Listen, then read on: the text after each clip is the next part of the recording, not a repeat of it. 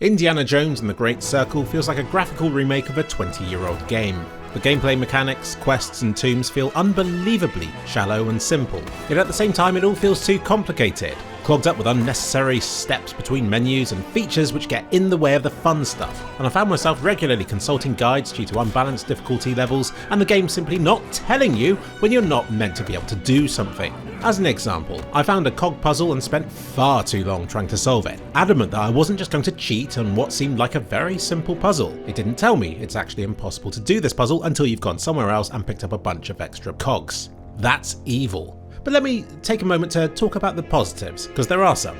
Like how that first tutorial level is perfect. You'd have to be a cold person with a terrible childhood not to feel some excitement from exploring the place from that movie. It's an incredible showcase of how faithfully they've recreated the Raiders of the Lost Ark intro scene, and I can't think of a better way to start an Indiana Jones game. Just a shame it's been wasted on a game like this. Seriously, getting chased by that boulder got me in the mood for this game. I couldn't wait to see where Indy ended up and the various tombs and globe-trotting locations he'd eventually find himself exploring. I remained enthralled right up until the end of the Vatican section of the game. But then, after that, my interest level tapered off and began plummeting, level after level, cutscene after cutscene, right until the final boss, who proved to be a low point in fun and a high point in frustration. I'm not even ashamed to say I turned the difficulty mode to easy, simply to get through that fight and to say I'd done the game, and the moment the credits rolled I quit it, and I don't think I'll ever return. But that first half of the game was great. Take the Vatican section. It felt so sprawling, and despite considerable exploration, I still felt like there was further for me to explore in every direction. I'd see a high up ledge, I'd climb it, I'd find a building that I could go through, down into another courtyard and up into another building and then into another open area. It was a thrill. It felt like it went on forever, and I didn't feel forced to explore it. I did it because it was really fun to do. There's something about hitting an obvious edge of the world map in a game where it suddenly highlights the restrictions put in place, but I didn't feel like that with the Vatican in this game.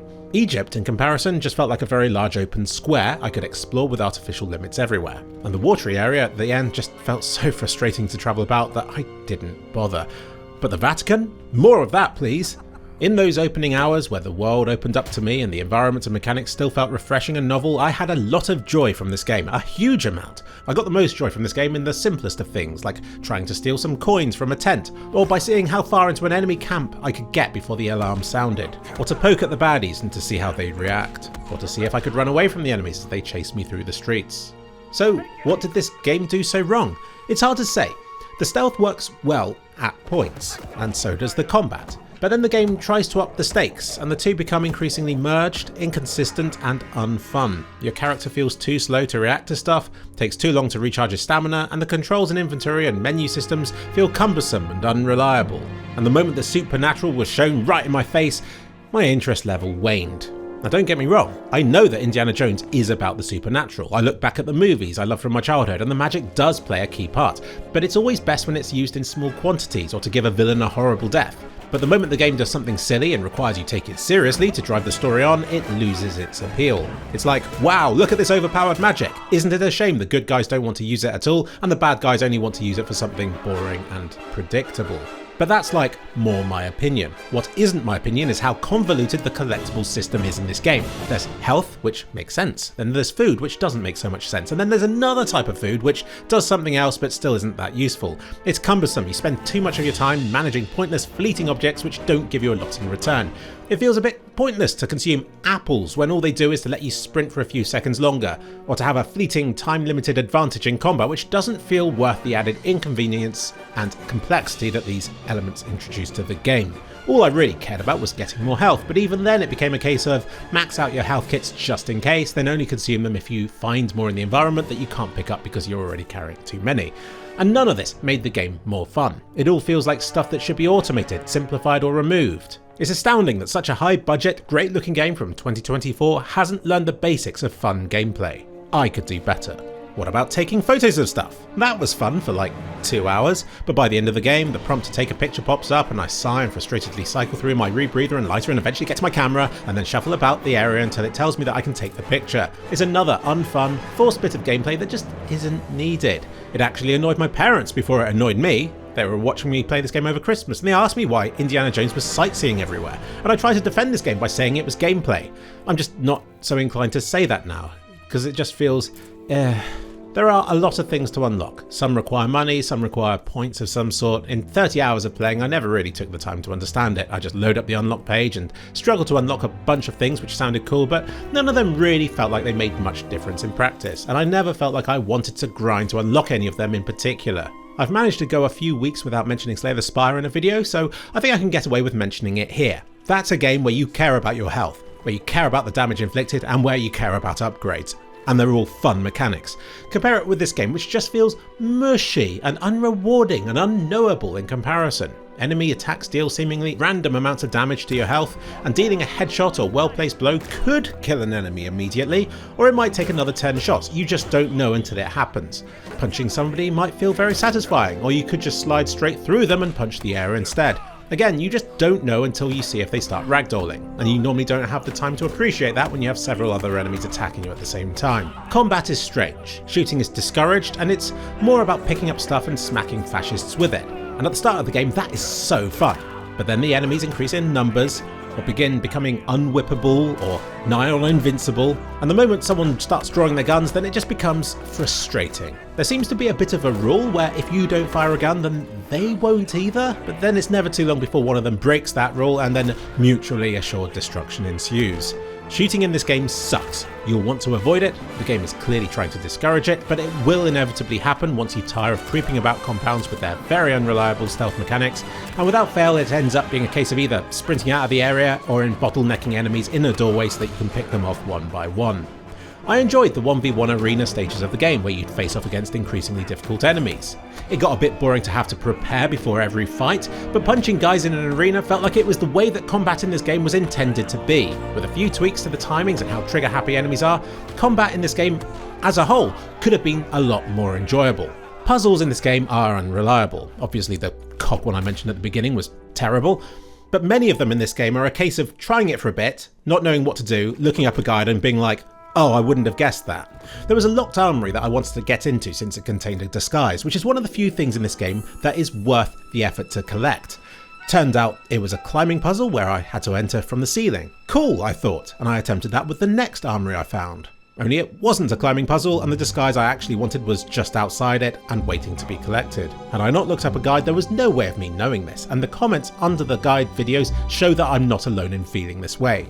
With puzzles, you want to feel rewarded for working them out. You don't want to feel betrayed when it turns out they didn't work the way you thought they were meant to. I wrote this in a comment section of a video somewhere, but "there's half an hour I'm not getting back" nicely sums up the latter half of my playthrough. You shouldn't feel like that after solving something. You'll want to feel excited, like you earned it. Yet this seldom happened to me. It just felt like a relief to have overcome that frustration and to be able to get on with the rest of the game. I mean, I completed it. I spent 30 hours in this game venturing through a game in the shoes of somebody I love from my childhood. This game is for me, and I didn't want it to be an unpleasant experience. But it just isn't a very good game. Well, I guess I expected some cool stealth combat loop, and within that, some fun mechanics for both, but the game just doesn't have it.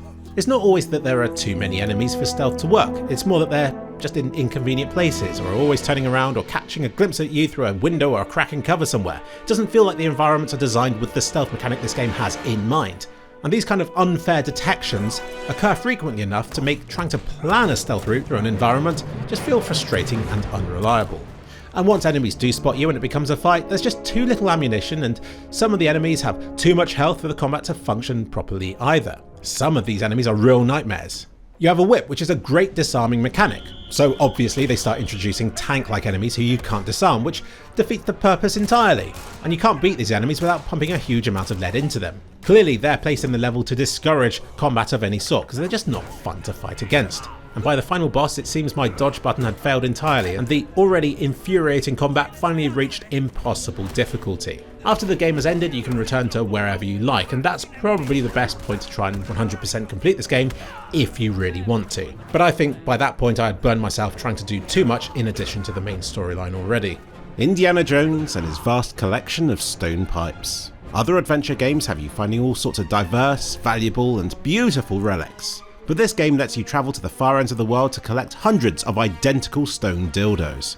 Indiana Jones doesn't seem to mind, he gets very excited about them, what with them being so old or whatever, but I felt it was a bit of a missed opportunity to not be about collecting something more interesting instead, or at the very least more unique looking than some very dull basic looking stone tubes. These were redeemed somewhat in my mind when I finished the game and discovered a puzzle which requires you collect all of these to unlock something. And it turns out there are a few more of these throughout the game which I either didn't discover or I did but then immediately forgot about because they were boring. But all this did at least explain why so much emphasis was put on finding these things throughout the whole game. Although I'm not sure it's worth having a globe-trotting game be filled with boring-looking stone pipes to collect. If it's just a key to a puzzle, then can't he, 3D print these or pay a mason to craft 50 of these fairly basic but quite heavy to carry around with him everywhere stone pipes? Anyway, I'll spoil it for you. Both the discovery of these stone pipes and the things they help unlock can be summed up as being a whole lot of effort for something that doesn't really have a payoff. There's something here for achievement collectors, but for anybody else, don't expect to find a lot of fun in the process. Which sums up quite a lot of this game, actually.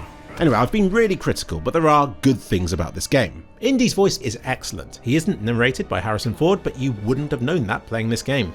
I think in some ways his mannerisms and quips are more like Indiana Jones than how he is in the movies. They've got the look of him spot on as well, apart from a few times where his eyes seem to open too wide and he looks almost like a puppy dog or child of some sort. But most of the time, the Indiana Jones you play in this game feels like the real deal, and his whip feels just as useful and as iconic as the crowbar does from the Half-Life series. Minor spoiler alert, so just don't watch the rest of this video if you care about that. But the one person in this game that I thought was interesting was a student of Indy's who he finds in a tomb, and she mentions her admiration for the Nazis even though she disagrees with them politically, so obviously, being the most interesting person in this game, it decides to immediately make her boring and to get rid of her again, and returns Indy to Gina again, who's the most irritating companion imaginable. She teleports about, moves unconvincingly, and does her best to look and behave as much like an NPC as possible. And when she opens her mouth, she appears to sap the very life force from Indy himself. She takes all the glory and the best lines which should have been reserved for our hero, Indiana Jones. Yet at points in this game I felt like I was controlling a right cuckold who seemed defeatist, childish and pathetic, for no other reason than to let Gina step up and to be all empowering and motivating and stuff. I don't blame her for rejecting Indy when he asks her out at the end. What a pussy. Bringing you along was such a great idea. Bringing me along.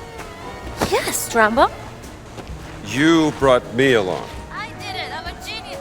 What a pussy. While I thought the good guys in this game were as boring as hell, I absolutely loved the Nazis, especially the main villain. He's your classic Indiana Jones villain, right up there with all the nasties from the movies. And you know he'll meet a grisly end, and having him know karate was inspired. If only he was as fun to fight. Oh, sorry, spoiler alert. Oh, who cares? Indiana Jones and the Circle of Boredom is not a good game, but it feels like it should be, what with how faithful it is to the Indiana Jones franchise. So let me propose something. Maybe this is a bad game because it's a good Indiana Jones game. Because for all its faults, it is Indiana Jones, and not Tomb Raider. And it's proud of that. There isn't an Instagram-worthy screenshot around every corner, endless arenas full of ammo and combat, and it doesn't feel the need to continually one-up whatever came before. The world of Indiana Jones feels like a Tomb Raider level after it's already been raided by Lara, after she's destroyed the most photogenic tombs, hunted the most exotic species, and stolen every artifact that's actually worth collecting. And now it's finally Indy's turn to punch the stragglers and to pick up the stone pipes that Lara didn't bother with. And I kind of mean that in a good way. These distinctions help separate the series. This isn't a poor person's Tomb Raider, it's a rich person's Indiana Jones. He isn't a Tomb Raider, he's an archaeologist. And I really like the whole, ooh, there's a hidden room behind a bookshelf in a library vibe that I got from a lot of this game's levels. It doesn't have to become a spectacular gateway to Narnia. In fact, this game's best when you do just discover an abandoned room somewhere that you briefly venture into. That, to Indy, is a success. But for a gamer, it can sometimes feel a bit anticlimactic. This game feels shallow. It feels like a linear game from 20 years ago, dressed up with all the distractions of a modern day experience. And yet this game seems to be at its best when it is about the mundane, about punching someone in the face, or when the real discoveries always seem slightly out of reach, or where it's all played out in the distant past and you're merely following the breadcrumbs left behind. I suppose that's why I'm opposed to the in-your-face kind of supernatural, which strays too close to Tomb Raider's realm for my liking. And so maybe there is just a natural limit to how good an Indiana Jones game can get, because if it becomes too much about killing or parkour or excitement, then it's no longer an Indiana Jones game. How fun can a game be when the bad guys want to do all the fun stuff, and our protagonist just wants to respect the relics and put them in a museum? Unlike Tomb Raider, which seems better as a game than as a movie, maybe Indiana Jones is a series that really is just better suited to a movie screen than to be an interactive experience. Maybe he belongs in a museum.